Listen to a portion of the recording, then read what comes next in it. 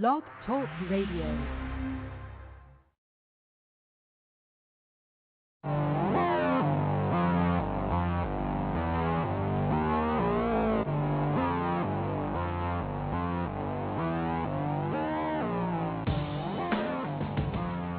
Welcome to Blog Talk Radio's, the Incoherent Ramblings of C&E.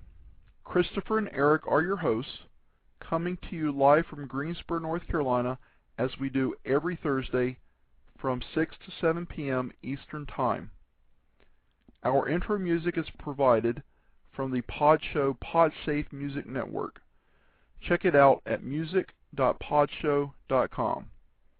Also, feel free to email your topics for discussion, suggestions, and comments to incoherentramblings@live.com. It's September 17th, 2009. This is Christopher. This is Eric. Coming to you live from the internationally famous C&E studios in Greensboro, North Carolina. Indeed. How are you tonight, Eric? Doing fantastic. If someone would want to call into our show, what number? How could they reach us? They can call in at 646-716-6928. They could also go to blogtalkradio.com/incoherent ramblings to find out a plethora of ways to reach us in the technological age. Yes. Right? They can chat with us. They could. They could listen to our show live from that site. Mm-hmm. They could send us suggestions for stories, as so many listeners do. Yes, constantly, daily. Inundated. Yes. They could download off iTunes, which is probably the most common. It is. That's where most of our listening comes from, iTunes. They can listen to archived episodes on MySpace and Facebook. Mm-hmm. Do they have all of them on there, or just like the last It's five? the last four. Right. But if you go to Blog Talk Radio site, they do have all of them. And iTunes probably has. And iTunes has all of them, yes. And we're up to 33? Today is 34. 34. As we said last week, 33rd time's the charm. That's right. We'd like to welcome our friend David. He's back again. Is he? Yes. So apparently 30. He's hooked. He waited till we had the show polished. Yes. And then he started listening. Exactly. So. A friend of yours has started listening recently. Yes. And contacted you recently and said it was just hilarious. Yes. She said, "Oh my God, it's so funny." There you go. 33rd times. Quote unquote. Maybe that should be on our T-shirt. 33rd times the charm. It should. Yeah, because we're going to start having T-shirts and hats. Our listeners are bombarding us, and as you said, inundating. Yes. Constantly. They're sending us ideas. They're like, hey, you guys say you're going to start giving away T-shirts. Deluge. Yes. Yes. Of requests. It's practically 24/7. It is. It's all I can do to keep track of it. We'd like to welcome our loyal listener from the UK, stuck in the 70s, has joined us. Speaking of the listener from last night, a friend of mine that finally listened. She listened to the episode about the bacon weave. Yes. And wants a picture. So, Jerry, if you're listening. Yes. And please send that photo. Please do. We have the photo from the last bacon weave. We do. And it's good, and it's attractive, and it is a work of art in itself. It is. But it's not as good as the original. Well, okay, true, it's not. But it's just the final result of the bacon weave. Whereas the first is staged from the beginning to the end. Right. Where you begin with the raw, beautifully weaved 2 pounds of bacon that Eric did by himself, and took him probably about 10 minutes. Hand woven. And then it being cooked over the fire. Yes. In several different, stages. And then as we're putting in the ingredients on the inside and then rolling it up, it's a better presentation. And I think the key on the first one was the bacon was flipped. Yes. And more crispy, more done. Mm-hmm. And somehow on this one, I think we had thicker bacon at the bottom, and it wasn't as completely done as the thinner bacon on top. We had two sides of bacon. We had limp meat. Yes. So in the future, if you have limp meat, roll that into the center. Yes. And have the firm meat on the outside. Exactly. I'm just going to, we can go back to rambling, but I have to go into my first story. Okay. Because we were talking about the bacon weave. And yes, David, since you are listening, maybe you could prod Jerry into getting those bacon weave pictures for us. That would be great. Because we seriously do have listeners asking for it. We do have. And we've been talking about it since Memorial Day. So, but here we go. We like to start off with some good stories. Mm-hmm. Is this a good story? This is a story about someone passing, but they lived a long, fulfilled life of 115 years. The world's oldest person on record as of the time she passed away, 115 years old. She died in Los Angeles on September the 11th. Wouldn't a good story be a woman that of 116 just celebrated her 116th birthday? Yes. Wouldn't that be a better story than? It would be, but I thought it was. But all in all, it is a good. I thought it was quite impressive. Gertrude Baines, the oldest person in the world and oldest person of African descent, she died Friday in Los Angeles. She was 115. Just Friday on September 11th. So the story's a little bit older. Did she die in her sleep, or? She did. She died in her sleep. Or was it a mobility scooter accident? No, it wasn't. However, when a lot of time when older people are interviewed, they are generally asked, what's your secret to long life? What's your secret to happiness? Things like that. She was asked about her diet, and she said her diet was a steady diet of crispy bacon, fried chicken, and ice cream. Crispy bacon. Yes, I like any kind of bacon. I prefer crispy. But there is no such thing as bad bacon. As long as it's cooked. Right. I will eat bacon of any manner. I like it crispy, but I don't like it where it's brittle. I might live to 130. I'm just thinking that Miss Gertrude Baines might have enjoyed partaking of a bacon weave. With a diet like that, you know how families, after someone passes away, they have people bring them meals? Right. We should send them a bacon weave. We should. We could get some fried chicken, dice it up, and bake that as one of the ingredients on the inside. Right. And then ice cream, not in the bacon weave, but ice cream for dessert. Watermelon ice cream? Yes. That would be fantastic. It would be. It would be really quite amazing. Anyhow, I thought, it's a pretty neat story. She had a heart attack. She died in her sleep. But still, they said she was in excellent shape. She was mentally alert. What did she say she ate? She ate chicken? Crispy bacon, fried chicken, and ice cream. Oh, okay. Apparently, if you eat that, it's not good for your memory, because I've said that 3 times now. And ginkgo biloba. Anyhow. Put that in perspective. She was born in, 1894? Yes. Is that right? Yes. 1894 in Shellman, Georgia. Wow. She now has been succeeded by, she succeeded Maria de Jesus, who was 115, who died in Portugal in January. Now she is succeeded by a Japanese woman who is 114. Who's now the oldest. Who was born May 10th of 1895. So does she eat bacon? If she doesn't, she might want to start. Indeed. So Miss Baines was a maid at your alma mater, Ohio State University, at the dormitories. Really? Yes, she was. The oldest person who has ever lived, according, did you see that? Yes. She was 122. Yes. She died in 97. 1997. She was 22. Prince, yes. So I just thought that was a pretty neat story. And she's bacon. She ate bacon. Yeah. Good-looking woman, too. Yes, absolutely. For 100, it's quite amazing. I think I saw her interview when Obama was elected. Yes, I did, too. And she seemed to have her faculty. She was completely alert. There was no doubt about that. Yeah. Had her complete mental faculties. So I thought it was a pretty cool story. Mm-hmm. We do like the older women, and we like them when they're feisty. That's right. And I bet she had to be feisty to live that long of a successful life. Absolutely. So. Well, I've got a good story, too. Okay. And this one, you know how most of my good stories start off questionable. This one starts off with a home invasion. Yes. Hero girl makes right call, saves family. September 15th, in Kentucky. Okay. A quick-thinking Kentucky girl is being hailed as a hero after saving her family from a crew of armed home invaders.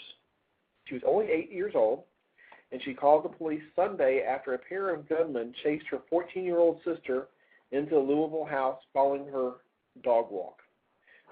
While the suspects forced her mother, sister, and 12-year-old brothers upstairs, the brave youngsters hid in a pantry where she dialed 911. They got a call from a child that was hiding, saying 2 males were in the house with guns. The police said the call came in the nick of time. Officers entered the home to find the armed intruders binding up the victims with duct tape. The suspects were immediately dropped their weapons and surrendered, the police said. So they said she did an outstanding job and saved her family. Cool under pressure. Yes. I thought that was impressive. That is a good story. Does she sing? She doesn't, but we do have a story about a young girl who is 7 years old, so a year younger, who can break out in song. I mean, just tear it up. Are you ready for that already, or do you have another good feel-good story? I have. That sure looks like a feel-good story you got right there. I wasn't really sure to go. This is making me feel good. Yeah. A person who is how can I word this? A fan of the show? Yes, a fan of the show. And I used to frequently joke. Hold on a second. Sorry about that. I have a hard time multitasking. We often joked about, fried foods at state fairs and carnivals and circus and various freak shows, things like of that nature. And we talked, we try to come up with, humorous fried things like fried Twinkies. Maybe a Twinkie dipped in pancake batter, fried in hot oil. Well, here's a guy over in Texas who says, "Move over Twinkies, deep fried butter is here." He takes butter, envelops it in batter, and then deep fries it. And he can have sweet cream, cherry, or even garlic. There's several different flavors he provides, and then sprinkles it with a little powdered sugar. Heart healthy.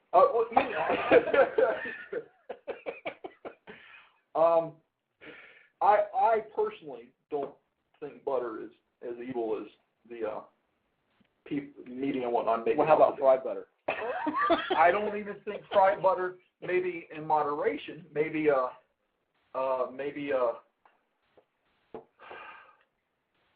once or twice a year. A year as a carnival would be okay. Maybe a daily intake of it maybe wouldn't be the healthiest of choices. Our UK correspondent, our official UK correspondent, has said if we go to Scotland, we can get anything deep fried there. So maybe I could get deep fried Oreos. Have you ever had those there? I never have, but at a cookout recently, I had chocolate-covered Oreo balls, which were quite good. And you sent me the recipe for those, and they do sound amazing. We are going to make those. Yes. Sometime in the near future. Maybe at our Autumn Chili Fest. Perhaps. Do you have that on your calendar? I thought it was this coming weekend. Apparently, it's a weekend. It is not. It is actually the 25th. Right. Currently is scheduled. September 25th. I was mistaken. We are 25th or 26th? 25th. It's a Friday. Yeah. I thought it was a Saturday. Well, we usually do game night on Friday night. Well, we'll have to confer. Friday's fine with me. Well, I just thought it was a Saturday. We whatever. We're good to go. Coming up soon. Coming up soon in the near future. Date to be determined. Yes, we are having the 2009 Autumn Chili Bake-Off. Yes. And maybe when it comes to that, we'll have some Oreo balls. Mm-hmm. So here's a guy deep frying butter, and I say good for him. Absolutely. It sounds like a good story. Here's one I have that you were asking about earlier. Mm-hmm. You knew it was coming. It is very heartfelt. Right. Girl breaks through silence with song. September 11th, a 7-year-old autistic girl who once struggled to speak found her voice through the gift of song, and now she's sharing her talent in arenas all over the country. Gina Incandela of Orlando, Florida, has charmed thousands by singing the national anthem at hockey games, basketball arenas, and conventions. This week, she took center court at the U.S. Open. I think you have some audio of her stunning performance. If by charmed you mean drew blood from perfectly ears. pitched. No, in all seriousness, 7 years old, mentally disabled. Well, when she was 2 years old, she was diagnosed with a form of autism. Doctors told her mother that she may never speak. Mm-hmm. Through intensive speech therapy, Gina discovered that she had an amazing singing voice, and with it, a way to conquer her challenges in academics and social development. Well, here we have her singing. She would sing it in perfect pitch and in perfect key, Michelle Incandela told the CBS News. I think her mother is biased and also tone deaf. Well, let's hear. Let us be the Here we go. Here is the young girl singing for the beginning of the Orlando Magic game. Every time she sung, obviously. This is not the U.S. Open, obviously. No. Every time she sung for the Orlando Magic at home, when she started, they won. So not just an awesome singer, a good luck charm. Yes, indeed. Okay, here we go.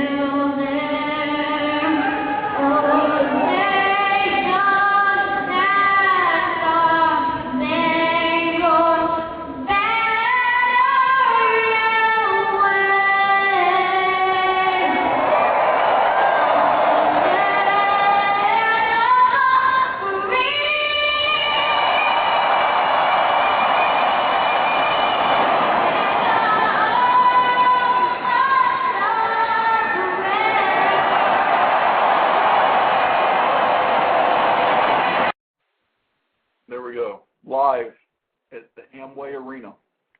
Patriotic. Yes. Perfect pitch. Perfect pitch. Perfect key. And a good luck charm. Yes. It doesn't get any better than that. Oh, man, I tell you what. It's a good story. I'm getting a little verklempt here. No, in all seriousness, that was better than I could do. You've got to save that story for later, aren't you? Yes. Oh, this story's making it, though. It's got to be the last story. Oh, yeah. Because that is, we're teasing you, but yes. Christopher has a story to top our story from last week. We have a story that you want to hear. Stick around. This is definitely the teaser. It's worth the wait. It is worth the wait. It involves a dumpster. It does involve a dumpster. And some promiscuity. And that's all I'm going to say. Well, I have another good story. Oh, and this one starts more like my normal good stories. A decapitation or... Mm-hmm. Drunken teen napping on track. I feel better already. I feel warm and fuzzy. Calm down. It gets better.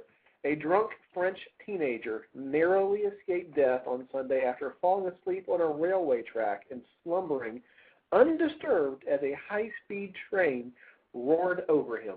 Wow. 19-year-old, whose name was not released, remained fast asleep face down on a stretch of track as the Quipper to Paris train passed, leaving only a few grease stains on the back of his jacket. The driver saw the body lying on the track, slammed on the brakes, but was unable to stop a few hundred meters further on. It was his unconscious state that saved him, really, as he lay there completely still, like a dead body, said a spokesman for the police. adding that the clearance under the train is only about 20 centimeters. Woo! Yes. That's not much. It isn't much. He was roused by the police and firefighters who attended the scene. The young man gave a one-fingered salute before rolling over and going back to sleep. Oh, grateful. He was subsequently transferred to a nearby hospital where police say he is still recovering from his alcohol binge. Wow. So alcohol was involved. Of course. He's not really aware of what happened to police. Well, long-time listeners to the show would remember several months ago we had a story about a guy. It's not involved either. Okay. A guy. Yeah. Not for the people who started listening at episode 33. But yes. That's when we really became polished. That's when the show really turned the corner. Yes. But go ahead. Several months ago we had a story about a guy in Germany who was also highly intoxicated that was ran over by a train in same circumstances because he was in a drunken stupor. Mm-hmm. And passed out. The train went over and he was left unscathed. Mm-hmm. So apparently, if you're going to lay down on the train tracks, you should be intoxicated first. We had another woman who tried to kill herself and hurled. Now we're getting off the good stories now. But you remember? Well, maybe it was a good story. I can't remember. She hurled herself in front of the train. Yes.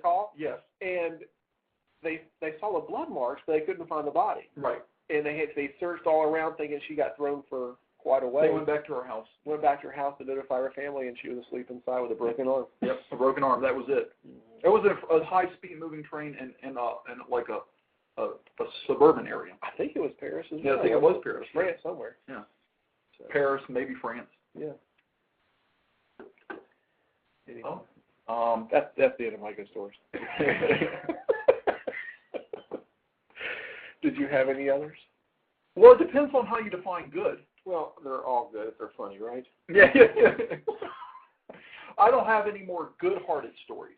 That is it for the good-hearted stories. I do have some stories that have some kind of value to them. I do have a follow-up. We like to have follow-up stories. Yeah. You know, we have our the people at our news desk like constantly going out and scouring the web for follow-up stories. We stay on top of that. We do. As executive producer of the show, I take great pride in that.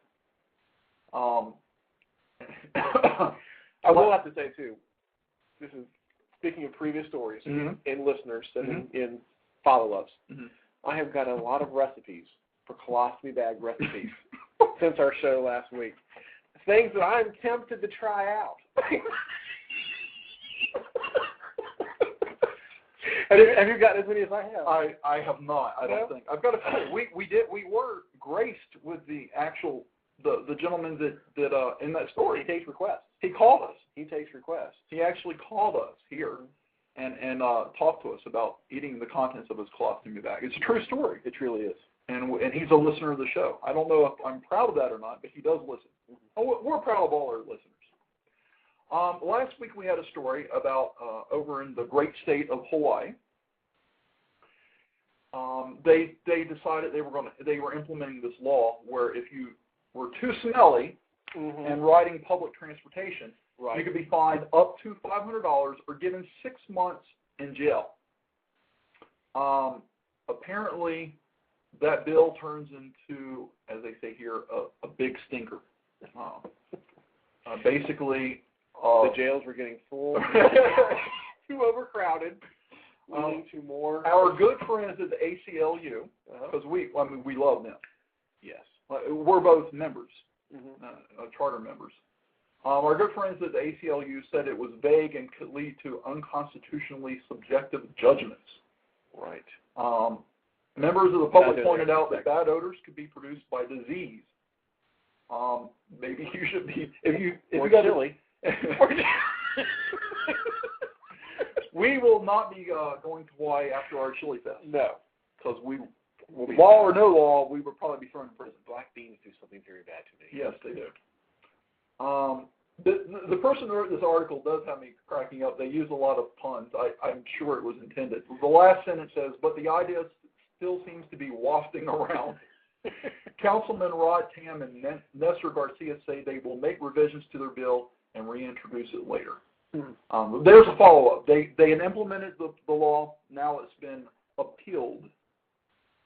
So if you are a listener in Hawaii and you don't bathe or you don't have good body odor issues or poor hygiene, you no longer have to fear being fined or going to prison for your offensive odor. I had to have a conversation once with one of my coworkers about his bad body odor. Yeah, I think at your urging. I begged you.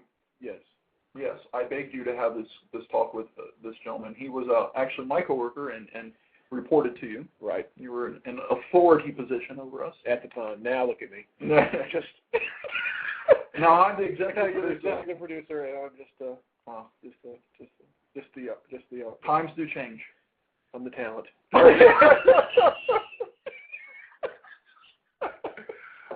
You are an integral part of the success of this show. Yes. I have a public service announcement. Do you? I do. Okay. And I brought this mainly for you because I know that you're a big fan of Lake Lure. Mm-hmm. Huge fan of Patrick Swayze. Yeah, all top five, top Even bigger fan of Dirty Dancing. Oh, no, top two. Nobody puts a baby in the corner. Nobody. Well, I just found out, and you may want to make arrangements, that there's going to be a memorial service for Patrick Swayze at Lake Lure on 7 p.m. on Saturday. Okay. At Firefly Cove. Firefly Cove. Well, thank you for that's where Dirty Dancing was filmed. Yes. Did you know that? Yes. Of course you knew that. Well, of course. Are you kidding? So, stuck in the 70s may have a hard time with this, being in Scotland, but I'm sure he'd be really good. Yeah, I'm sure he would. I'm sure he would. But for those people that are dedicated enough to travel, and certainly for those in North Carolina that can make it, Lake Lure, a beautiful area. Good to visit for any excuse. Yes, it is. It really is. I really like the side. I can't remember the direction. I believe it's the southwestern part, but I could be wrong. Anyhow, I really like the side where the French Broad River goes by it. It's a beautiful area. It's great for fishing. It's great for lounging around and doing nothing.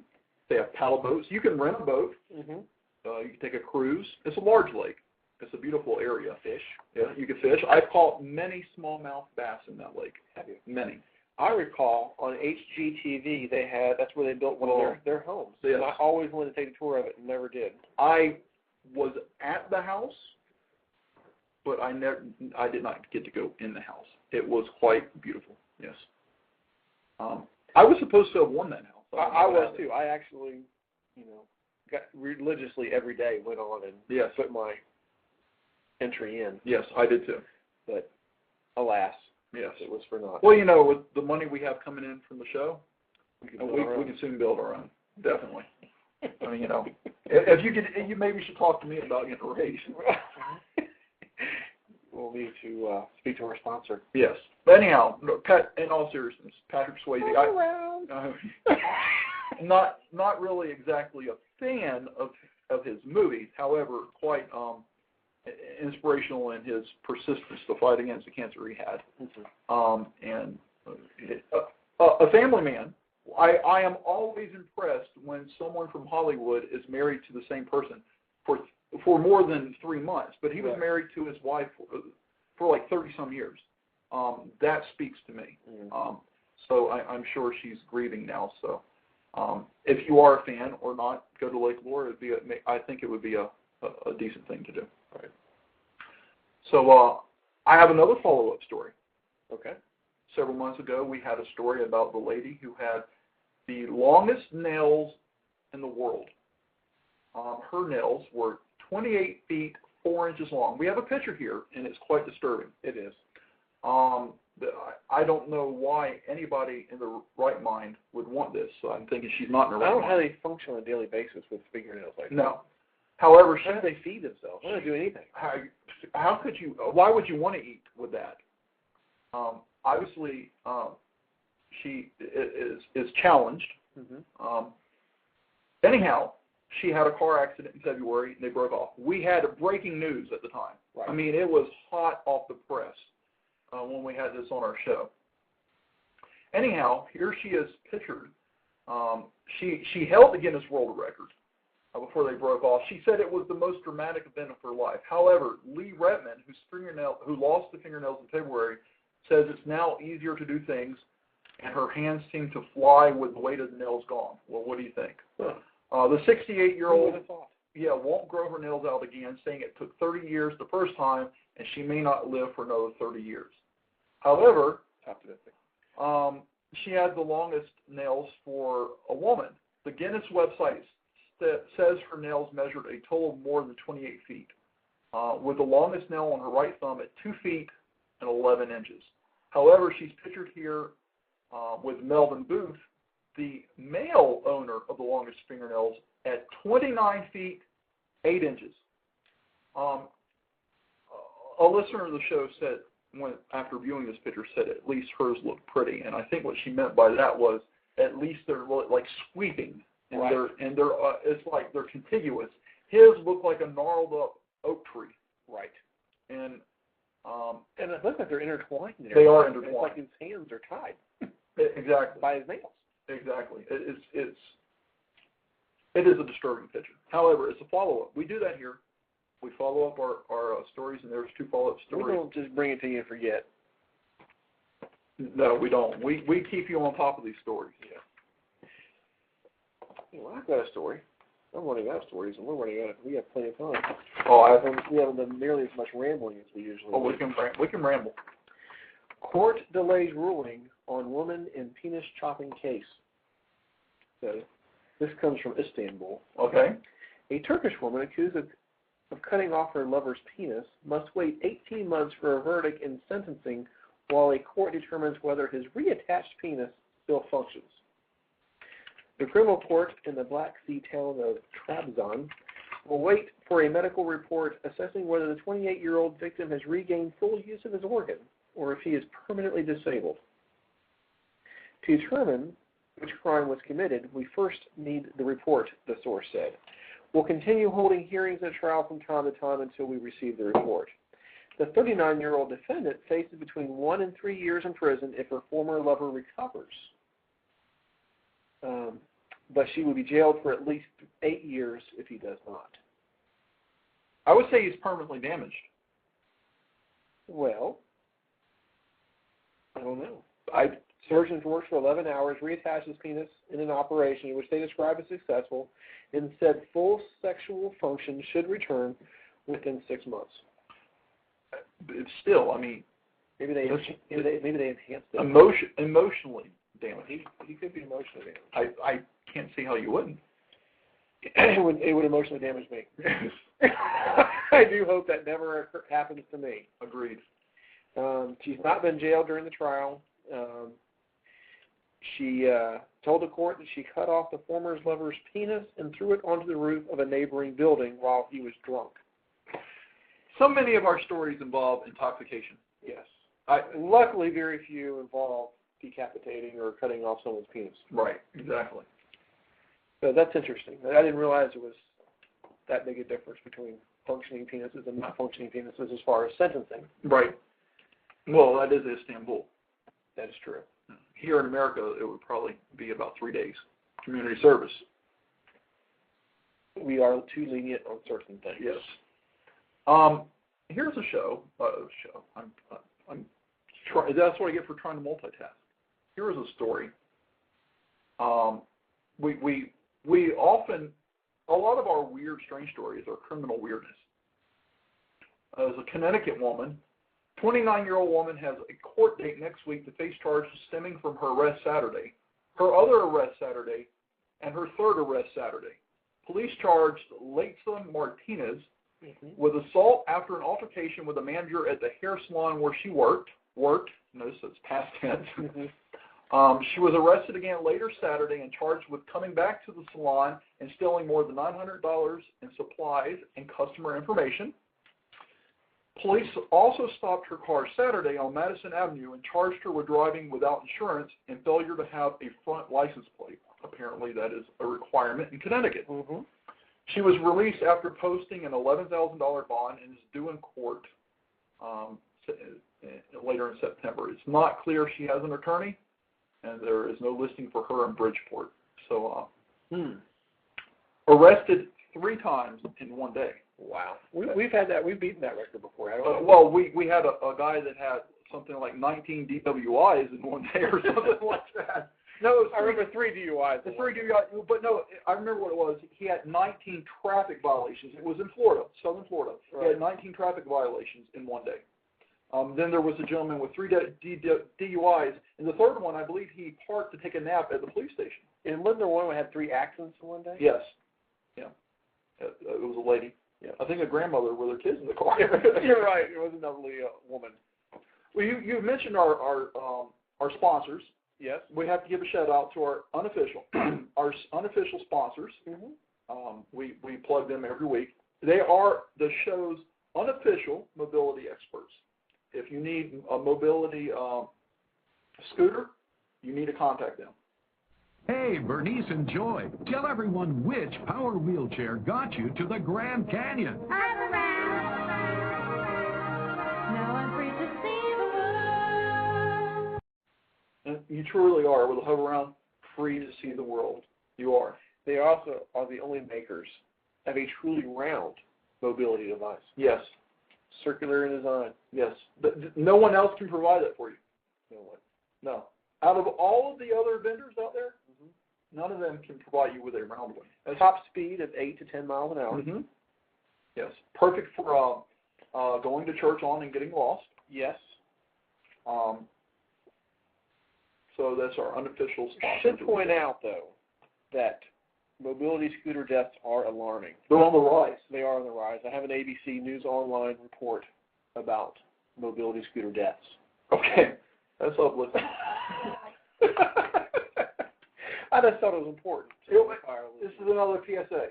It is another PSA. Okay. Please do share. Mobility scooter drivers have been warned to be extremely careful when using their vehicles. 71 scooter-related deaths in the past 9 years. Alarming. It is alarming. Alarming. ABC nails it right there. That is alarming. Tragically, there has been 26 deaths in Victoria alone. 150 people have received hospital treatment. I really should have previewed this article. It says, obviously, some people on Earth, obviously, some of the people who use them aren't the fittest people on Earth. Right. And that's the whole reason for their existence. I don't want to see anything severe happen in this place, but that if they don't use them carefully, they could get hurt, I guess. Also, they warn about drinking and driving. Right. In this statement here. As we quite frequently do. Yes. Almost every show we tell people, if you're going to drink alcohol, you should not drive. I don't know why people can't get the hang of that. Anyway, that's all I have. But if you're going to lay down on the train track, stay still. You should get drunk first. Get drunk and stay still. Right. Don't move. Well, if you're drunk enough, you're passed out. It doesn't matter. True. Yeah. No, seriously, don't drink and lay on the railroad track. No. Or drink and drive your mobility scooter. Yes. We're not trying to make fun of people dying. But it's funny that ABC called it alarming. Alarming with 71 deaths in 9 years. 9 years. That's alarming. Yeah. Don't sleep and ride on your mobility scooter. Yes. You could end up 5 miles away. Yes, you could. With no clue how you got there. Don't try and take your mobility scooter on the highway. Right. Another important message that we with try to or against the traffic. It doesn't Correct. matter. It warns in this announcement that I'm not reading in its entirety that large passing vehicles like semi trucks or whatever Right. can cause people to blow them off of their mobility scooters. So try not to be so close to traffic. Right. We shouldn't be on the road like that in the first place. Drug dealers, do not conceal your drugs in mobility scooters. If you do, try to do it more inconspicuously and not bling up your mobility scooter. Exactly. Like we had a story with a guy that had bling all over his scooter. Yes. And also, do yourself a favor and go out and get the show's unofficial sponsors mobility scooter instead of doing like some of our stories have done where they make their own scooter out of riding lawnmower and bar stools. Correct. Get drunk and then drive to the bar on it. Not a good idea. I have seen hover around mobility scooters for sale on eBay. Oh, I bet at a reduced price. Bargain rate. But, if you are elderly and you're past a certain age and you have Medicare and Medicaid, a lot of times it's no cost out of pocket anyhow. So if you truly need them, you can pretty much get it cost-free. Well, we're really paying for it, but you know what I mean. No out-of-pocket cost. Correct. So, yes. There is our PSA on mobility scooters. Yeah. Well, we gave you a lot of things. Are you going to listen to the whole commercial or just the beginning of Bernice and Joy? Just the beginning. Yeah. That's all we have. That's all they pay us for. Yeah. I'm not going to get more than they pay us for. No, absolutely not. I mean, if they want the whole commercial, they need to pay. Or at least provide us our show Well, with a hover-around mobility scooter. the official Incoherent Ramblings of C&E mobility scooter. Yes. With a little trailer in the back for Bella. Yes, that would be awesome. And a sidecar. In a So sidecar. we can both ride at the same time. Shotgun. Yeah. And we can have Bella behind us. That would be good. That would be good. You've heard of maybe some fire drills and some different drills, preparedness in the workplace. The great men and women of the firehouses of this country often go through fire drills, where they'll set something on fire on purpose and they get woken up in the middle of the night and they have to be on top of things. Well, here was one where it kind of went wrong, and I usually don't agree with people suing just for the sake of suing, and I don't know if she is due millions of dollars, but I definitely think this was bad. This happened in Mount Holly, New Jersey. A pharmacy technician says she was traumatized when a masked gunman burst into her store demanding OxyContin. She is suing her employers for arranging the mock holdup. Babette, that's pretty cool name. Yeah. Babette Perry says in a lawsuit that she was not told in advance of the training drill. This happened in December of 2007. She says she was diagnosed with post-traumatic stress disorder after the gunman entered the store claiming he had taken another worker hostage. She said she was trying to call for help, but the phone wasn't working. She later found out the gun was a fake and the gunman worked for the company. She is seeking damages from the health center and its parent company. The general counsel for Universal declined to comment on the case. So it doesn't really tell what kind of money she's looking for. But I really think that's maybe taken a little bit too far. I agree with preparedness. I agree. And really, there's no way she could have been as prepared if they told her it was happening ahead of time. Right. But having someone come in with a mask, with a gun, claiming they have someone else hostage, asking for OxyContin, I don't really think that crosses the line. I really think it does. Yeah. And I could see where that could cause you some emotional and mental damage. Absolutely. Definitely. So. Well, here's a lawsuit that you probably think is frivolous. Okay. Okay. Woman sues zoo over splashing dolphins. Oh, my goodness. Wow. Happens in Chicago. A woman is suing a Chicago area zoo for a 2008 fall near a dolphin exhibit, accusing zookeepers of encouraging the mammals to splash water, then failing to protect spectators from wet surfaces. In her suit filed earlier this week, she said she was injured while walking near an exhibit at the Brookfield Zoo where a group of Atlantic bottlenose dolphins were performing. Officials recklessly and willfully trained and encouraged the dolphins to throw water at the spectators. Disastrously. In the stands, making the floor wet and slippery, but failed to post warning signs or lay down protective mats or strips, the suit said.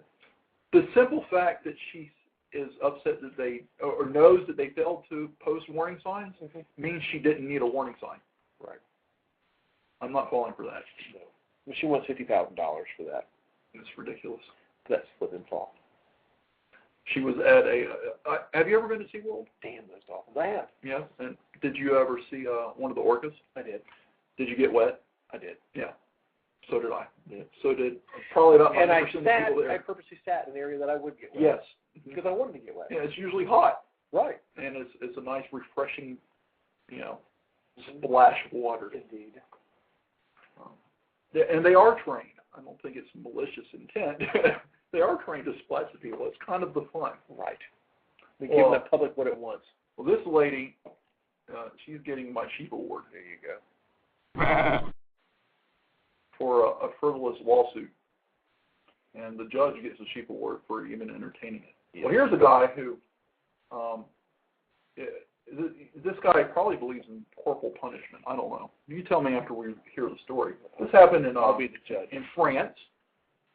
A French court has fined a preschool teacher $1,450 for biting the cheek of an unruly 4-year-old during a bathroom break.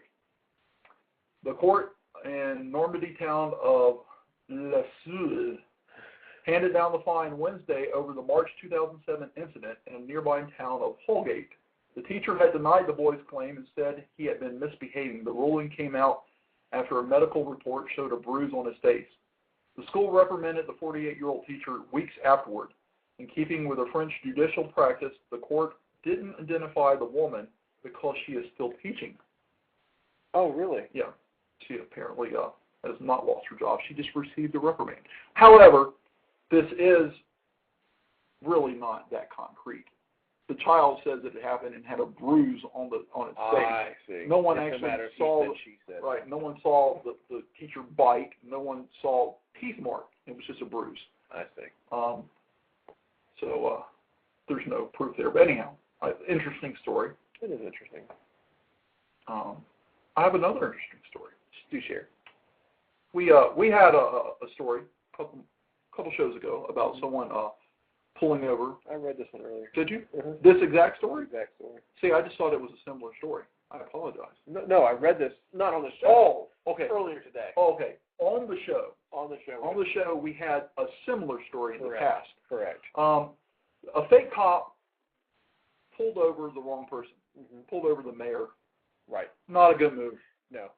This happened in Shreveport, Louisiana. keeping with our French theme. Mm-hmm.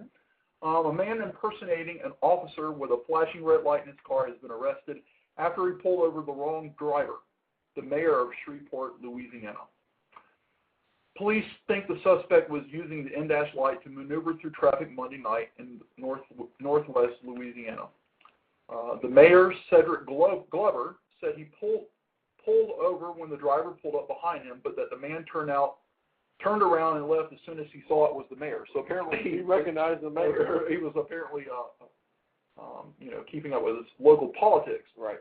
Glover said he then followed the car and called police, who arrived just as the suspect pulled up to a house. The suspect, Daniel Niederhellman, 21, of Shreveport, has been charged with false impersonation of a police officer. Police seized the light and a handgun from his holster. They said he works for a private security company but wasn't authorized to use the light. So, as a PSA, if you were thinking about impersonating a police officer, try not to pull over the mayor of your town. Yes. You don't know what his intentions were, or they didn't state. Mm-hmm. Keeping with our French theme. Okay. Notre Dame, not really French, but the school sues caterer mistakenly given a $29,000 gratuity. They're generous there. Very generous. Wealthy school. Lawsuit filed by the Indiana University claims that the caterer used the accidental check to pay bills and buy a new car. Notre Dame claims the check, which was supposed to be for $29.87, not $29,387, was issued, and alleges that the caterer never notified the university and cashed a check to use for buying a car and paying off her bills. Her attorney says that because the funds were listed as gratuity and not wages, that she did nothing wrong. I have to agree. I mean, if it was wages, she would have had enough sense to know that's not how much she made. But if it's listed as gratuity, I mean, I was at an eating establishment, Grady's. It's no longer here, but it was here in Greensboro. They had the best desserts. They had all they did. That chocolate with the cake with ice. Yeah. It was actually baked there. That was amazing. Yeah. It was, and they had amazing prime rib. Yes, they did. That was the two best things in that restaurant. It really was. I was there, and a friend of a friend of a friend actually was a waiter there. and a gentleman at the table next to me left him a $100 tip. And he came in, he got coffee, and I think like a salad. It was very, very small bill. He paid cash for that full amount and left a $100 bill. And the guy went back out, and he said, "Sir," he said, "did you intend for this to be my tip?" And he said, "Yes." And he, being that he knew me and he was waiting on my table, he shared that with me. He was kind of excited about it. So, did you try and one up him?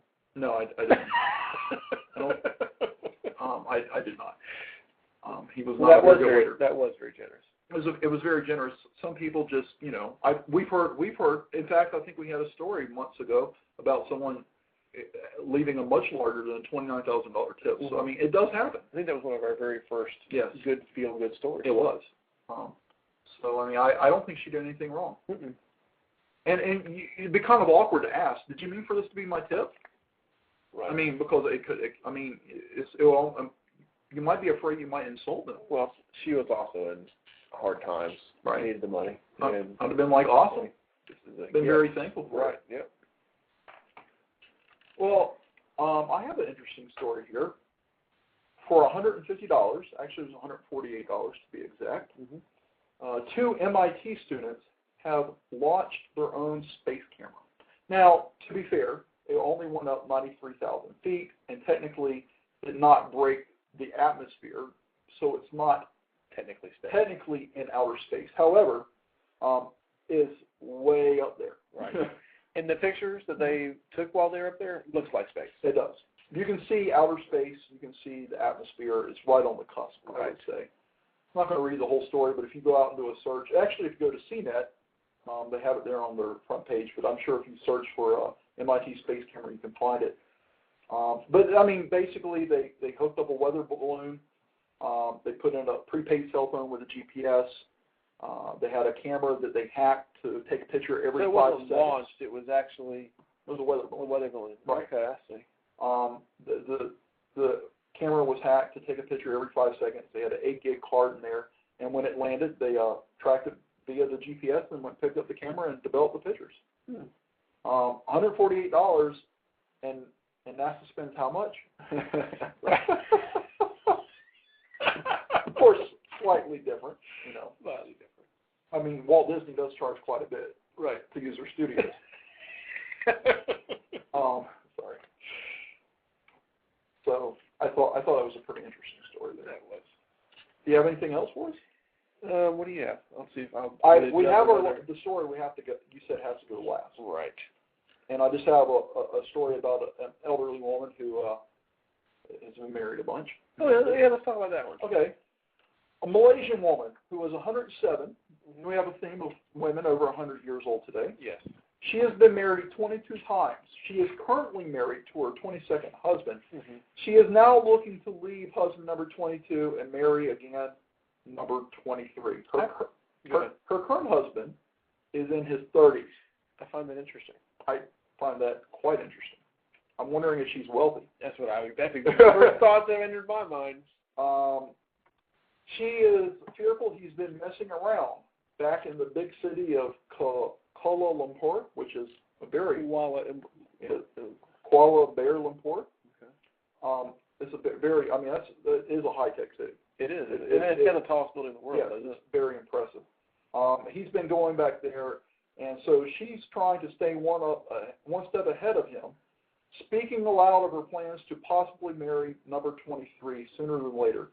She already has the 50-year-old replacement set to go. So basically, she thinks this guy's fooling around on her, so she's just going to kick him to the curb and find number 23. That's like, we did the math. What did we say? It was one husband every 5 years? Every 4.86. 4.86 years, yes. And you figure she probably didn't get married for at least the first few. Exactly. It's more like maybe one every 4 years, maybe. That's impressive. That is quite the track record. I think we got to get to your story. You think I think so? we've kept our listeners waiting long enough. Well, I think so. This is the story you've all been waiting for. Yes. So we told you to stick around for it. This was actually sent to us by a listener earlier today, and it was not, the URL wasn't sent. It was just copied and pasted to the email, and I thought it was a joke. I honestly thought it was a joke until I went out and found the official Associated Press from September 15th, 4:44 p.m. And we're not going to broadcast news. So it's not real news. We validate. We validate. We do. In fact, we have a validation department here, indeed, in our studios. This comes from Wichita, Kansas. A tender moment. I can't even read this. Read the title first. Kansas couple's trash bin tryst takes wrong turn. The couple wanted to be alone, but were held up in Knife Point instead. When I want to be alone with that special someone, I usually think of the dumpster. Don't you, Eric? I do. But nothing's more romantic. Yes, I mean. And I'm going to read the story in its entirety. A tender moment and a trash bin went all wrong for a couple who found themselves being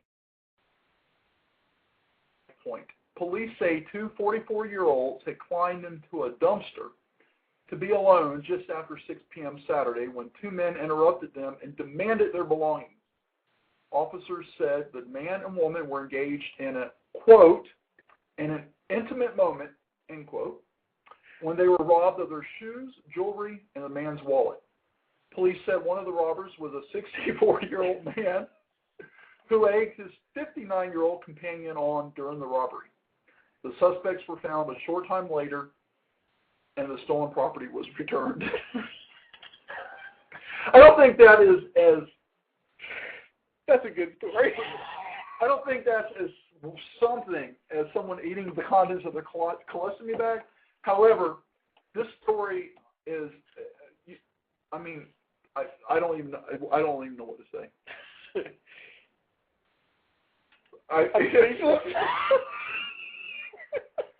They willingly. No, they weren't forced to go in there by Knife Point. Old enough to know better. Old enough to probably have a place of their own. They willingly went into the dumpster to engage in an intimate encounter. Yes.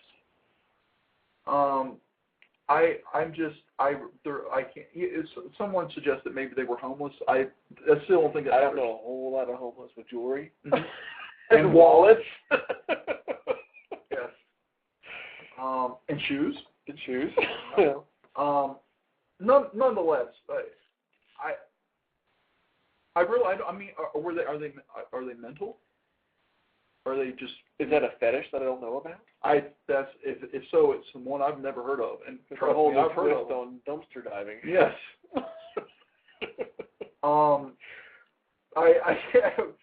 Because we keep this a family show, I can't even say some of the things that have gone through my mind. I'm thinking through some of maybe the part of their encounter. Your elbows. Your knee. See, of course, I'm visualizing the most foul dumpster out there with, rotten food. And even if the dumpster had just been emptied. I mean, unless the dumpster was brand new, never had been used. Wet. Used colostomy bags. One thing that comes to mind that they may have, if they didn't have prophylactics, they might.